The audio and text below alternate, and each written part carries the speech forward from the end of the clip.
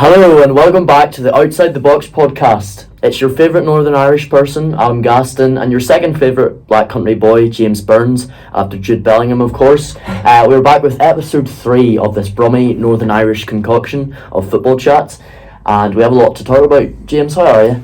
I'm good, I'm doing well. Got a bit of a cold, but We're persevering, aren't we? Yeah, fantastic. Well, we've got a lot to discuss today. Obviously, if any of you are watching this, then you're big football fans like us, hence why we created the podcast. So last night was the Champions League. We had the Premier League, a very consequential weekend of Premier League action. We had with Man City taking the lead in the title charge.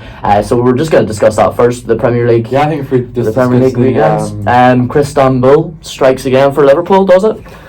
Yeah, maybe. I mean, I wouldn't quite say it was quite that. They don't exactly have the title in their hands, but I mean, I thought at home against Palace, you think they would have got it done, wouldn't you? Yeah, well, I think those games at home, you absolutely need to get. You need to get those points, 3 points, especially when you're dealing with a side like Man City, who just do not drop points at this stage of the season. Yeah, I mean, you have to be ruthless, you have to be clinical, and they just were not that against. I mean, you've seen the chances, Luis Diaz, Darwin Núñez, they just did not take their chances. Yeah, I think with Liverpool, it was the same with the United game as well, wasn't it? Yeah, I think with Liverpool, it's not for a lack of creating chances. Like, they create a lot of chances, but Núñez, Diaz, they're not quite clinical. Even Salah at the moment isn't quite clinical as he was. And I think this season, even though they have been getting it done, but a lot of the time they've just about been getting over the line. I remember that game against Bournemouth when I think it was Bournemouth, Núñez scored that last minute header, like that could have gone over where they could have drawn that game. So Gary Neville said it on Sky Sports. He was sort of putting a more positive spin on proceedings, but he said that this is a massive achievement for Liverpool to do even what they have done. Yeah. To come from what they were doing last. I mean, let's not forget they're in the Europa League. I mean, they're probably going to get knocked out of the Europa League tonight. I mean, they're 3-0 down in the tie. But you never know. But they were in their Europa League, so therefore they finished outside the top 4 last season. So to come from that to come to this, I mean, it's a huge. And you had that whole stretch in the season when they were playing like youth players, basically. Any other team that's doing that ain't getting through, I don't think. Like, fair play to them. And the way he's promoted the youth can only be a positive for Liverpool going forward. The next manager that will take over. So do you think they blew it then? I don't think it's over yet. No. I think City at the back, they're still vulnerable. I think not like. I mean, we saw that last night. Yeah, their defense is still amazing, but they are vulnerable. Teams can get like they've got at Liverpool and like they've got at Arsenal, but it does look like City. They just look unstoppable at the moment. But there's 5 games to go, so I didn't say it's over. They could drop a point, but I think if Liverpool and Arsenal don't win their games at the weekend, I think then you could say maybe it is over. Yeah, I think it's really important for those two sides to sort of bounce back. There's one thing dropping a point, but dropping points twice in a row. That, I mean, you saw it last season with Arsenal. They dropped Southampton, and then they went on a run where they just completely bottled it and just completely lost it. Yeah, so like you say, it's important for them to bounce back, I think. Absolutely. And speaking of Arsenal, you had Emery getting the better of Arteta again. That's 2-0 victory for Aston Villa. What a result for them, I mean, Villa have beaten twice this season. Twice, so they did the double over them. Change those results and Arsenal would be top. I suppose you could look at that for every team, but still, Emery, is it a mistake that Arsenal let him go? Like all that time I think that relationship had soured, to be honest. I don't think that was really ever going to work out, to be honest. I don't know, they just didn't mix for whatever reason. Yeah, I mean, he's really proved to be like a top manager. Like when you look at but is he that top manager at the level that Arsenal want him to be in terms of Champions League, competing for Champions Leagues, competing for Premier Leagues? Because that's what I mean, he won the Europa League with Villarreal. He's getting Villa Champions League. I mean, I don't know what more you can ask for. Yeah, but those are like that's sort of a step down from Arsenal in my opinion. Like Arsenal, they should be getting Champions League anyway. That should be it. I mean, he managed PSG, didn't he, as well? So. Yeah, well, I just think in certain clubs, like bigger clubs like Arsenal and like PSG, bigger than Villa and Villarreal. That's loves Villa. He's been really good in the Europa League.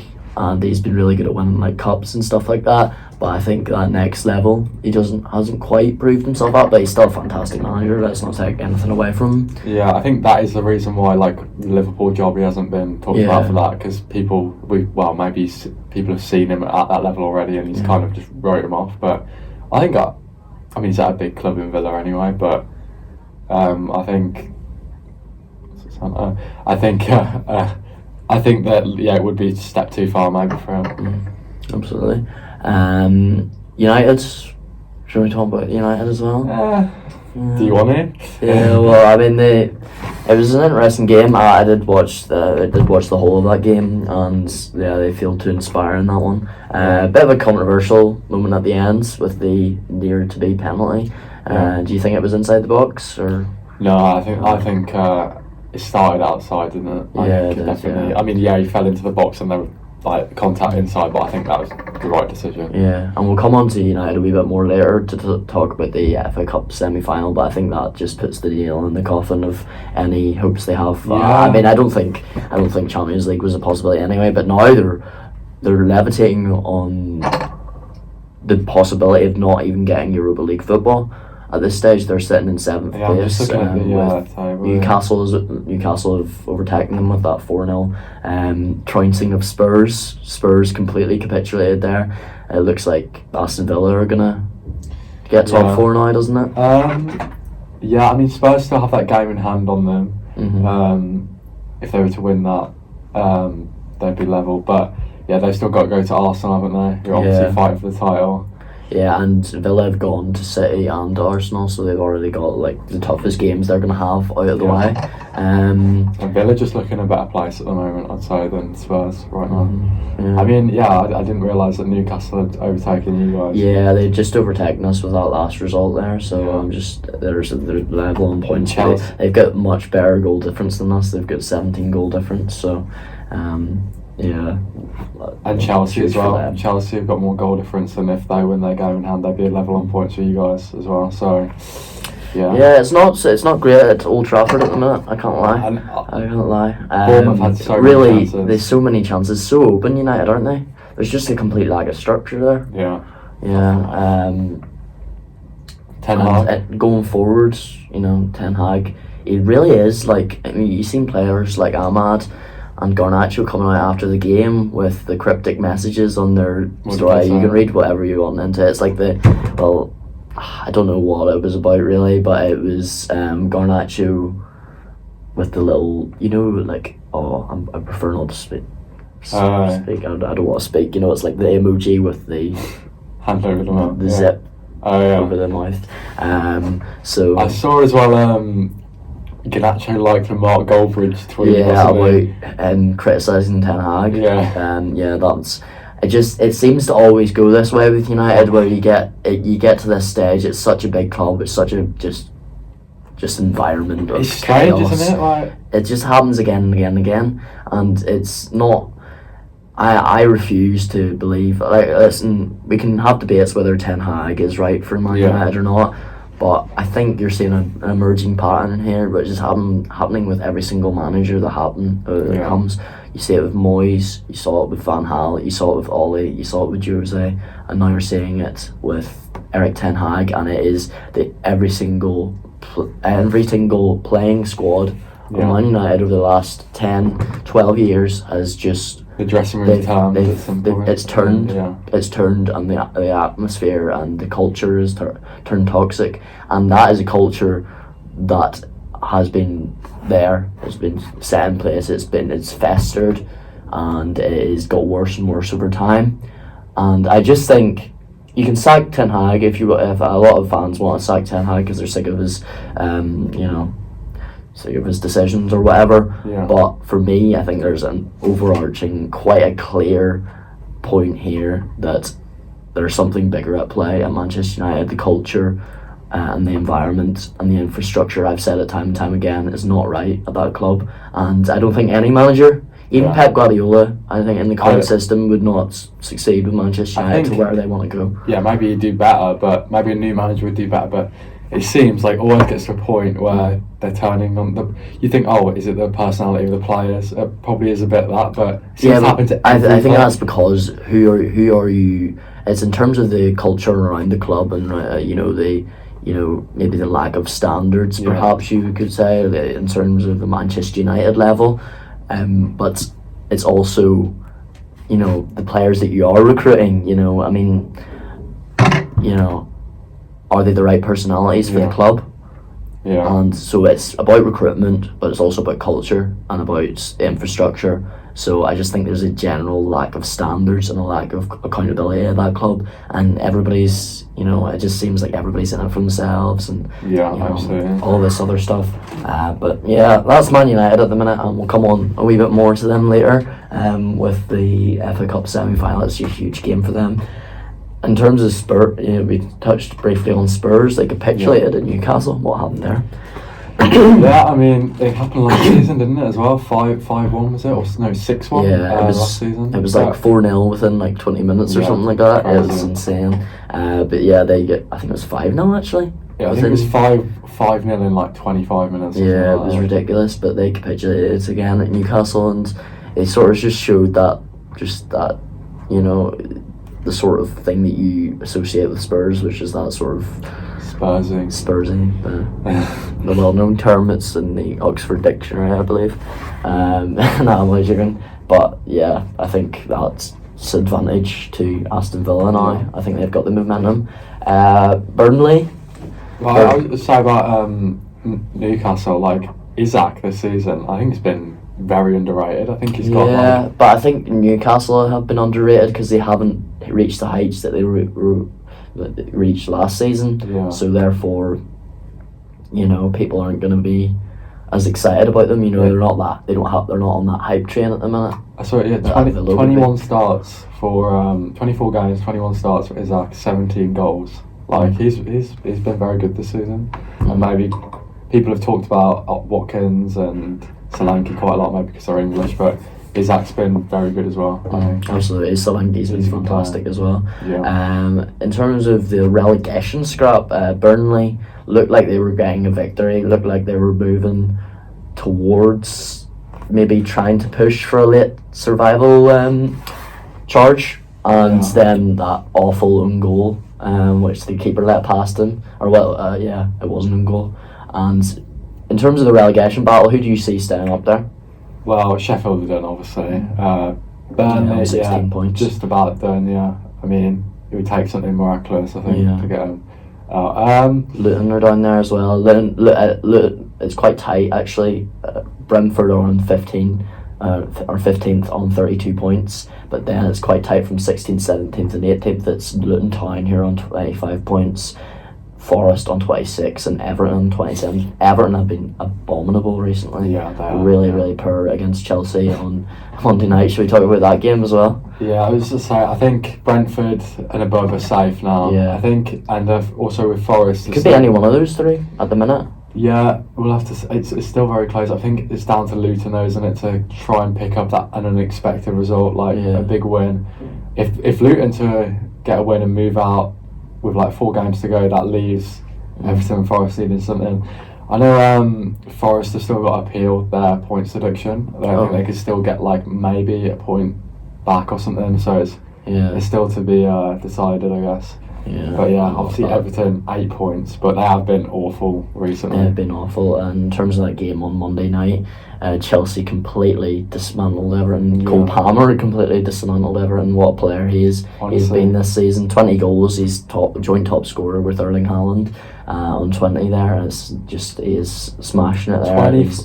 23-24 Cold Palmer will go down in history, honestly. Yeah, I mean, the streets won't forget that one. I think he's obviously very good, but 9 penalties, like.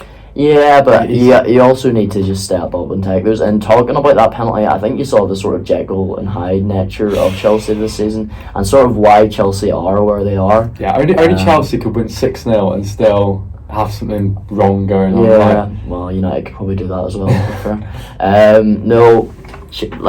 We see the penalty. Cole Palmer is always the Chelsea penalty taker. I mean, he's scored like every penalty this season. Took every penalty this season, but for some reason, Madueke and Nicholas Jackson have decided, no, I want the penalty. You've scored too many goals today. So really bizarre, isn't it? And I think Conor Gallagher actually dealt with it quite well as the captain. I think his performances this season have been admirable alongside Palmer. But I mean, what is going on? It's the exact same thing I say with United. It's the culture at Chelsea. I think they buy in all these players, and then there's just there's not. You've got all these young players, and you maybe don't have the experience alongside it, and then they're maybe going astray as a result. I mean, I will say recently they have been decent, to be fair. Like, they're almost catching United. So, but a lot of it probably is down to Cole Palmer just carrying them. He's got 19 goals, and with that penalty thing. Firstly, Cole Palmer's the penalty taker, so I mean, he should automatically be on the penalty. And second, he's just scored a hat trick, so he's on for the golden boot. Or what, you don't want your player to be challenging for the golden boot? I can't evidently not.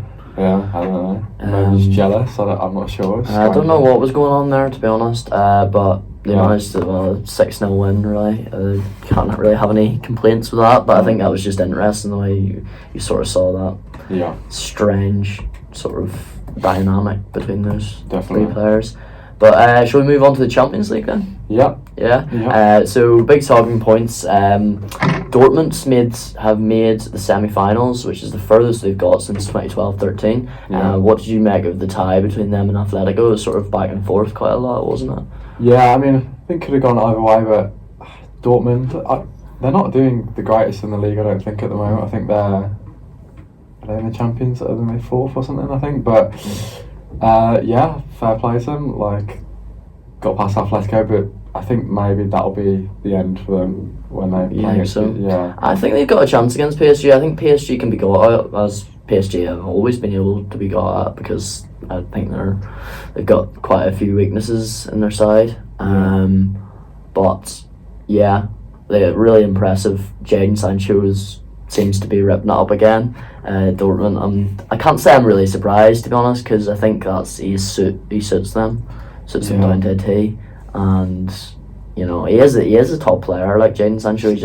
I'd never see it working out at Man United, and I don't think he suits the Premier League, quite frankly. I think he's I don't know. Another ex-United player getting a goal. For the Premier League. Sabitzer scoring as well. Yeah, that was impressive from Dortmund, and who knows how far they can take this season. Barcelona capitalised. They didn't capitalise. PSG capitalised on Barcelona's ill discipline and beat them at home. What do you make of that game? Yeah, I think it's probably quite a tight one. I mean, they even though it was 4-1 in the end, they got a red card, didn't they, quite early on, and I think that was the end for Barca, really. And then Mbappe scored the penalty and scored a goal. Vitinha with a goal as well. Ex-Wolves player. He took great delight in telling me that when he scored. Yeah. PSG looked pretty good though, to be fair. I think, like you said, they probably they looked really dangerous on the counter with Dembele and Mbappe and Vitinha, as you say. I think I said this to you before we started filming. I think this is the best chance PSG will ever have but as to date, to win the Champions League, because I think they came out against that Bayern Munich side in the final of the COVID one, and that was a good Bayern team. That was a very good Bayern team, but I think I look at the current pool of who's still in the Champions League. Real Madrid's, they can be got at, although they've got Champions League pedigree, and they will probably end up winning the tournament because they have that Champions League pedigree and they have that nous just to win games at the back end of the season.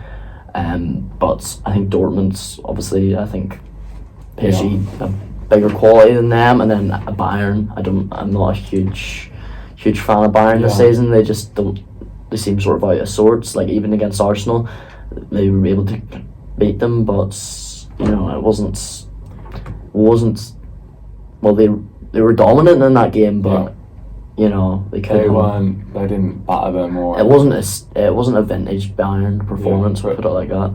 Yeah, I mean, I know it's a very different Arsenal team, but like 4 or 5 years ago when they were both in the Champions League again. Bayern always used to see them batter Arsenal every time they got them. Yeah, I think they. I think we'll touch on it in a minute, but I think the best footballing side are out now in Manchester City. I think as a team, they are the best team in Europe, but I think it doesn't always go that way in the Champions League, does it? No, it doesn't. As we've seen with them facing Real Madrid time and time again, and they're probably a better side than them. They just can't seem to get out, get ahead of them. But yeah. Should we talk about that game then? City versus City, it was an interesting one. Real Madrid took a lead, which was not like them. They usually go behind and then come back with their Don Carlo masterclasses. It just raises one eyebrow. It just raises over. It just is. It's like that. It's like a mafia boss, just like ordering an execution, isn't it? But really good defending from Real Madrid throughout the game. Really, to hold out Man City for 120 minutes. Apart from that Kevin De Bruyne equaliser, of course, and then the penalties. What did you make of the game then? Well, after Man City scored 3 goals at the Bernabeu, I thought, if they could score 3 at the Bernabeu, I thought this would be quite straightforward. I thought they'd maybe get 2-0 win, 2-1 win, or something. But yeah, Real Madrid, they're just hanging there, don't they? They got the early goal. Rodrigo, I think he's gone quite under the radar. Everyone talks about Bellingham and Vinicius. He scored in the first leg against City. I think he's got 5 goals in the Champions League this season. He's very good. He's a very good player. Yeah, he's really turned up for them in these last 2 legs. I think not Bayern. I think Real Madrid have just shown again and again that they just have that nous. No matter who's in the side, and they showed regenerative abilities as well, where they can bring in new players and bed them into that system. You still get Toni Kroos, you still got Luka Modric in there, and those young players are learning from them, and you can see it is coming to fruition, and they could potentially. Do you think they're gonna put a 15th? Not 15th star, but 15th Champions League? I think it'd be hard to go against them at the moment. I think. And then if they do win that Bellingham Ballon d'Or, maybe we could see Vinicius Ballon d'Or. The first man from Starbridge to win a Ballon d'Or. That would be special. We could add to the mural then. The mural out. That's like Waitrose. No free promotion.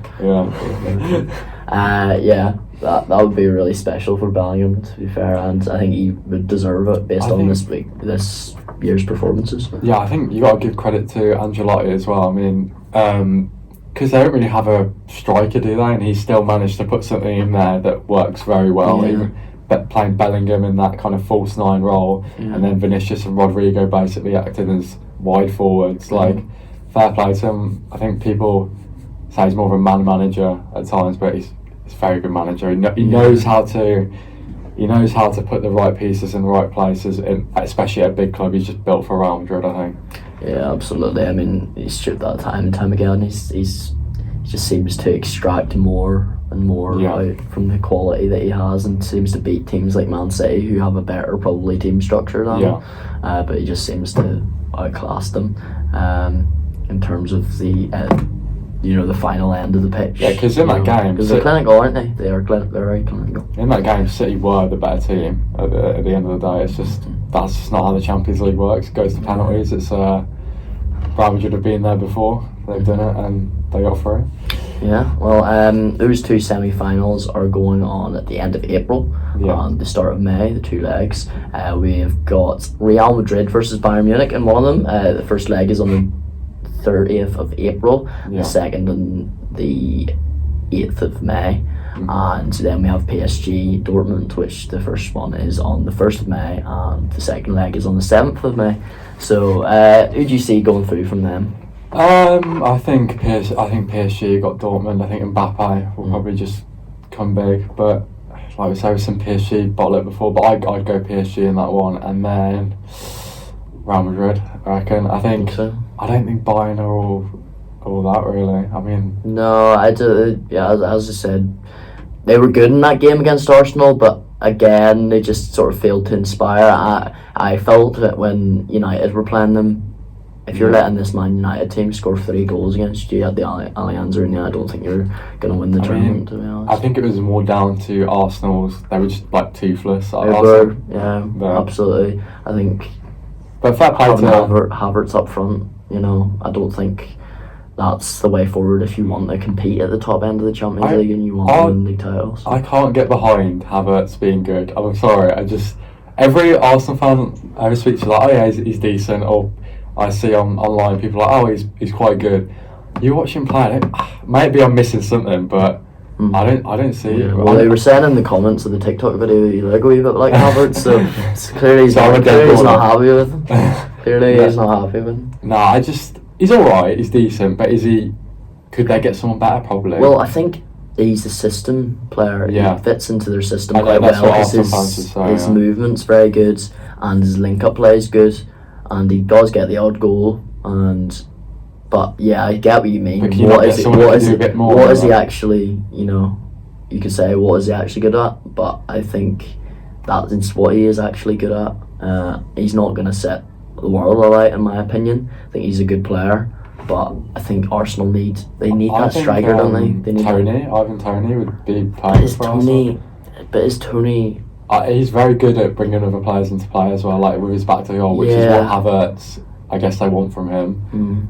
Maybe he's not got the movement off the ball, but in terms of holding the ball up and bringing other players into play, I think... Yeah, but if you're Arsenal who are wanting to take that next step and properly beat Man City to the title and go deep in the Champions League, like semi-finals or further, is Toney the level? I'd say so. I mean, he's banging in for... Yeah, he's a fantastic striker. He's one of the best in the Premier League, but is he world renowned like a Harry Kane would be? Or not yet, but I think he could get there. Like who would... To be fair, there isn't a lot of very great strikers around at the minute. It's going to be one of those Watkins, guys, yeah, you could say, and you've even got the European experience to back that up now. Yeah. But I think Watkins may be better than Toney, but Toney's probably more well suited to Arsenal. I don't know. I think Watkins is more suited to Arsenal. He runs in behind though. I think Toney's better at But sometimes I suppose with Arsenal they've got Saka and Martinelli to run in behind. But I think Watkins has probably impressed me more. Yeah. I think Toney's for sure going to move on though. So maybe he'll end up at the Emirates. Yeah, you never know. So we're going to move on to the FA Cup now to discuss the semi-finals this weekend. Got a couple of Premier League fixtures as well. Let me just see. Premier League. Sorry, I'm having to do some last minute research here. Bear with me. Yes, there we go. We got Luton, who are battling to survive. Brentford, we've got Sheffield Burnley, which is a relegation 6-pointer. I think if Sheffield lose that, they lose, they're out. They've got, surely it's nearly surely it's nearly mathematically impossible for them if they do lose that game. Wolves play Arsenal. Yeah, I was saying the Burnley one. If Burnley do win, they'll be on 23 points. So I mean, they're probably kind of back in it. Potentially numbers wise, but whether they're actually back in it because they beat Sheffield. Well, they could be because Everton and Nottingham Forest face each other at Goodison Park, so that's another relegation 6-pointer. Crystal Palace, West Ham, that's sort of a mid-table clash. And Luton and Brentford, that's huge. Then Villa against Bournemouth. So you'd imagine Villa probably win that game, sort of push towards the Champions League qualification, you'd imagine there. But I'd say the main event of the weekend is the FA Cup. Well, certainly for me as a Manchester United fan, and you as a Coventry City hater, because they broke your heart and knocked you out of the FA Cup, and you haven't won a trophy in how long? Do we count the championship? I'm not going to count the championship, a major trophy. 1980 or something, was it 1980? Well, it'll be big. It'll be big if Coventry do it then. And that was a League Cup, so yeah. Well, we've got those two games at the weekend. We've got Man City versus Chelsea on the Saturday, 5:15 kickoff, and Coventry Man United 3:30 on the Sunday. Yeah. So how do you see those games going? Can Chelsea spring a surprise?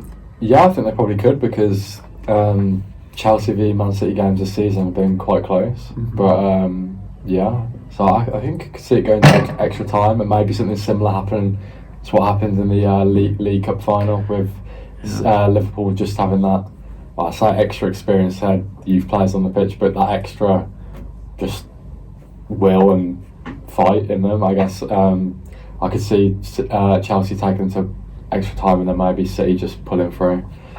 Yeah, I think Cole Palmer is key in that game for any chance that Chelsea have in winning that. Do you think he can? Do you think he can come back and hunt his old side?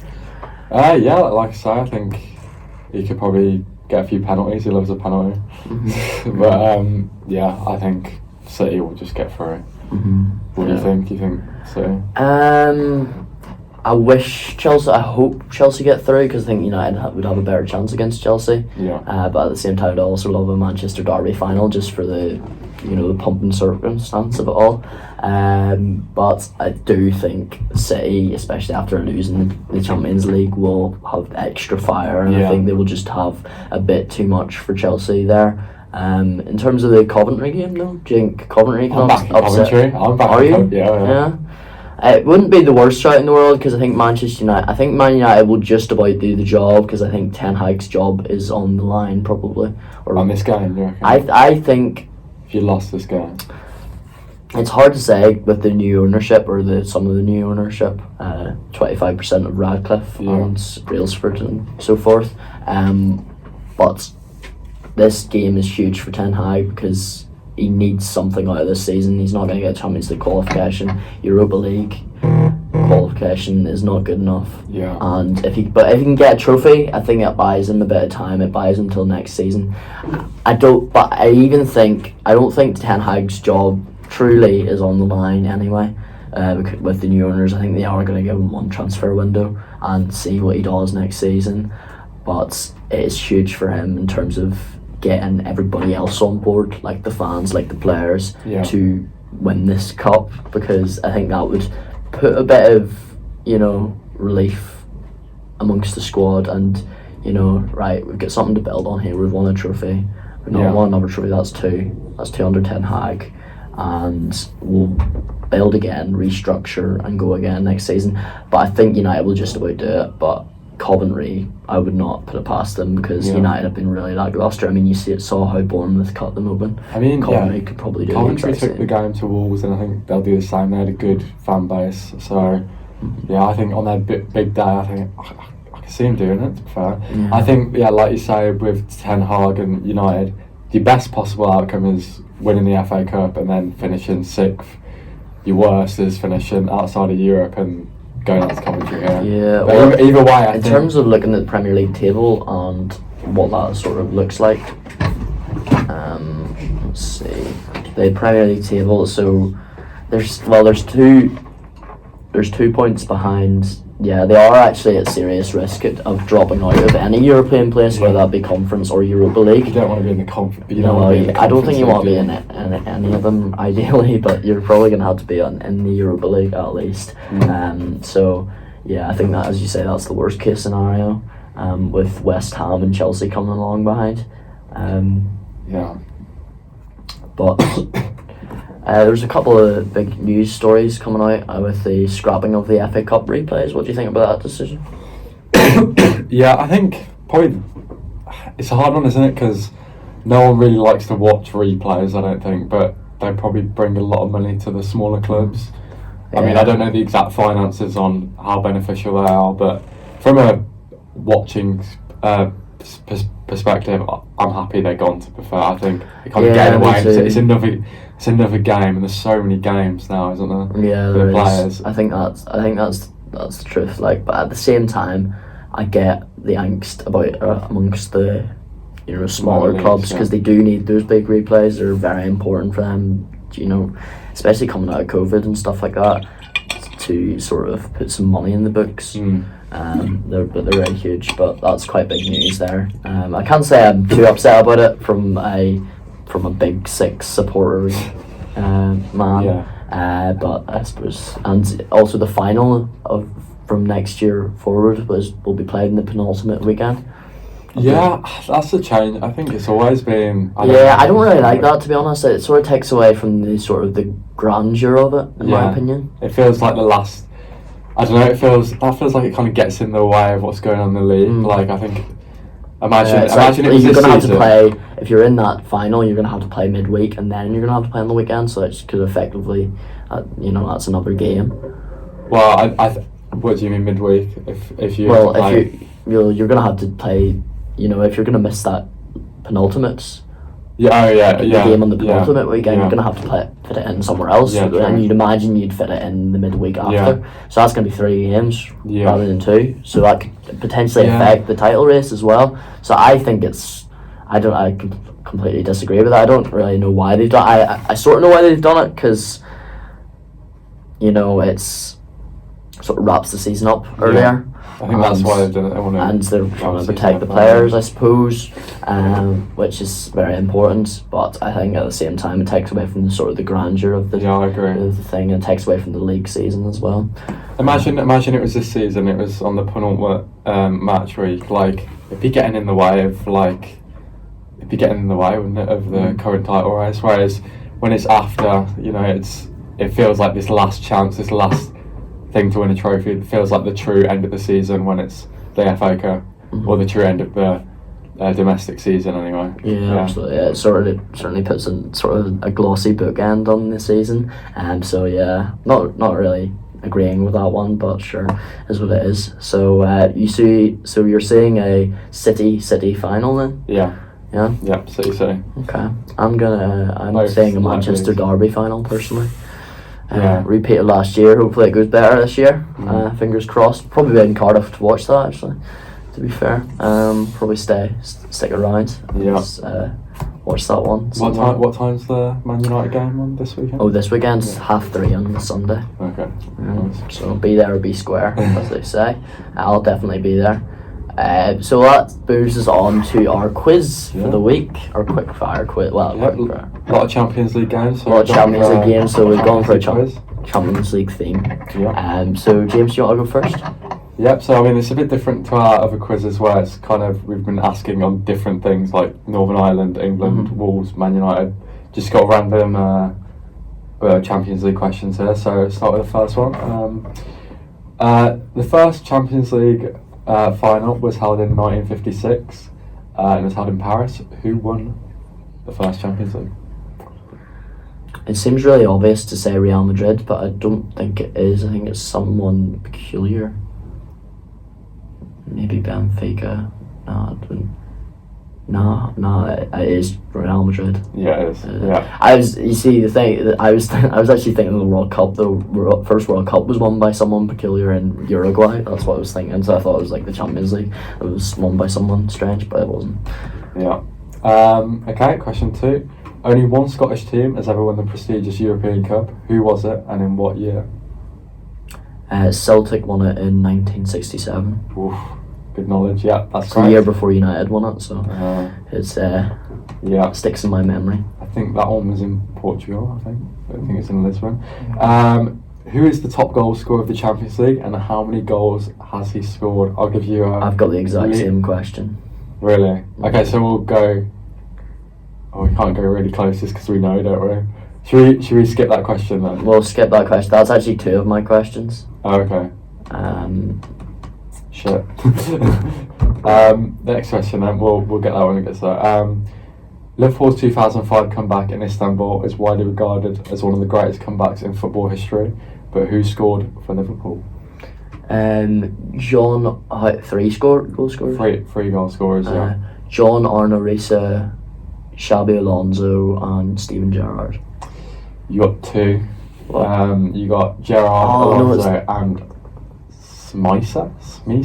So what does that mean for I just not get a point there? I just don't think I get a point there, to be honest. No. I think that is a hard one, Smisa. I don't really know that guy, to be fair. Yeah, I knew it was a fullback because I remember watching the goal, but it wasn't that one. Yeah. Who are the only French club to ever win the Champions League? Lyon, Marseille, Monaco, or PSG? Marseille. That's correct, yeah. I'll say, yeah. What year was that? I think it was 1993, I think. Alright, in 2002, Zinedine Zidane scored a wonder goal to see Real Madrid win 2-1 against Bayern Leverkusen and lift the trophy. Mm-hmm. But where was the game played? Hampden Park. Yeah, Scotland, Hampden Park. Correct. So easy.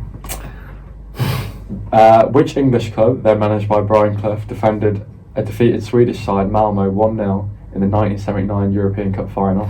Wait, who? What was, sorry? Which English club, then managed by Brian Clough, defeated Swedish side Malmo? Oh, Nottingham Forest. Yeah. He's on a roll. I'm on a roll. At 17 years old and 17 years and 40 days, who was the youngest goal scorer in Champions League history? In 17. He was 17 years old and 40 days. Oh, that's quite a tough one. What are you thinking? Who comes to mind? Haaland comes to mind first, but I don't think it is Haaland. I think that would be too obvious. It's not Wayne Rooney either. He was a wee bit older than that. He was about 18. Yeah, but he did score a hat trick on his debut. You know if it was Wazza. You're a big fan. He's my favourite player.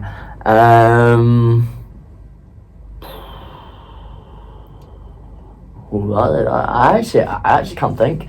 I'm just gonna go.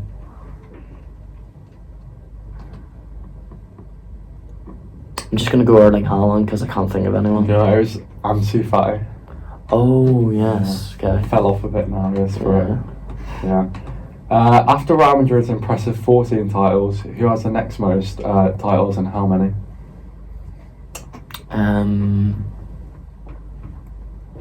So let's see, Liverpool have 6, but I think AC Milan have 7. I don't think anyone else has more than that. I'm going to go AC Milan. And how many? I had to get that as well. 7. Yeah, that's correct. Yeah. Okay, final question. Which manager has won the Champions League a record amount of times of 4? Let's see, Ancelotti's won 2. Ancelotti. Yeah. Right. Just thinking, he's won it with AC Milan, he's won it with Real Madrid about twice. Alright, so we didn't get that one question, but see how many you got right. You got 1, 2, 3, 4, 5, 6, 7, 8. 8 out of 9, that's pretty good. Yeah, that's very good. Yeah. The only one you got wrong was the Ansu Fati one.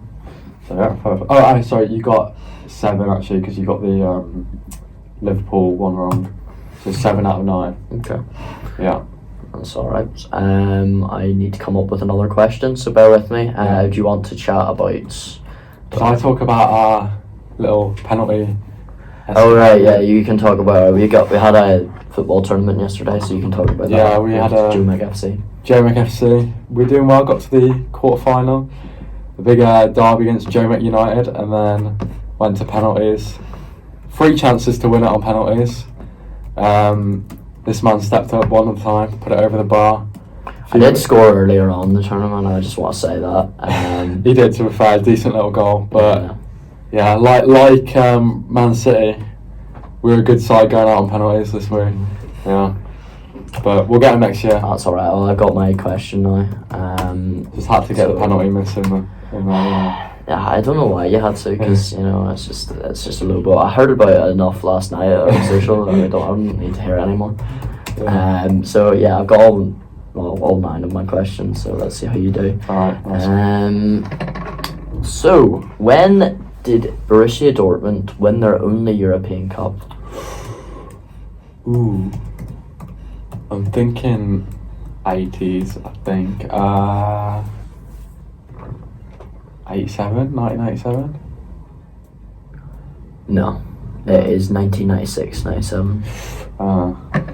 Who was that against? Who was that against? Do you know? I can't remember actually. Who? It was Rangers, maybe. No, it wasn't against Rangers. I don't think Rangers have ever made it that far. Who scored the winning penalty for Real Madrid in last night's shootout? Bloody hell, I should know this since I watched it. You did watch it. We watched it on our social.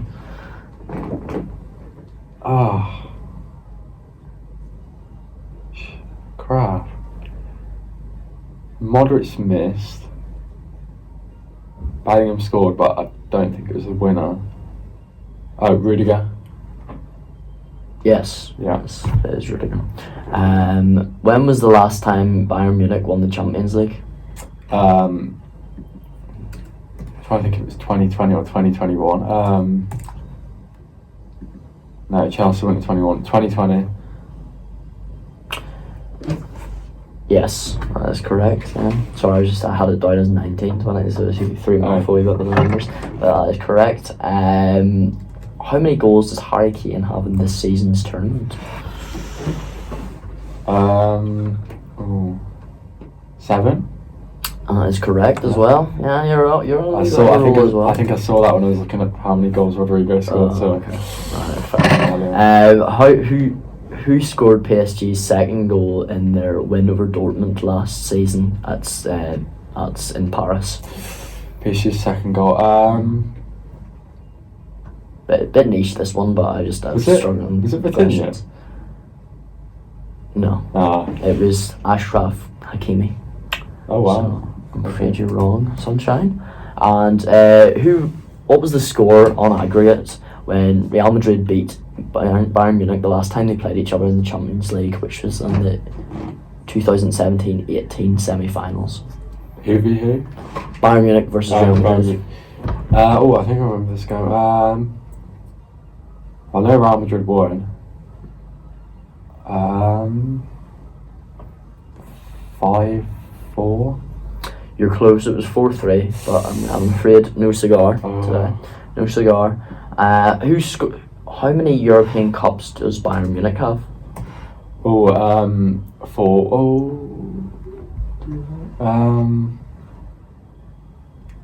It's either 5 or 4. 5. 6. It's not either 5 or 4 then, is it? Oh dear, James. Having a stinker now. Who's Dortmund's all-time Champions League top goal scorer? Oh yeah, I don't know these Dortmund facts. A lot of Dortmund related questions. Yeah, well they made it to the semi-finals, so got to pay homage to them. What was the question? Who was the top scorer? Who's the top scorer in the Champions League? Champions League, yeah. Lewandowski? No, Margot Royce. That makes a lot of sense. It does. Who was the top scorer in the 2019-20 Champions League? 2019-20. Trying to think if it beat Ronaldo or not. Was he still playing for Juventus? He would have been at this time, yeah. But I don't think he would have got top scorer maybe. Mbappe? Wrong, Lewandowski. Right. I should have thought they won. That is a whopping 3. 3? Oh my 3 God. out of 9. Very poor from you, James.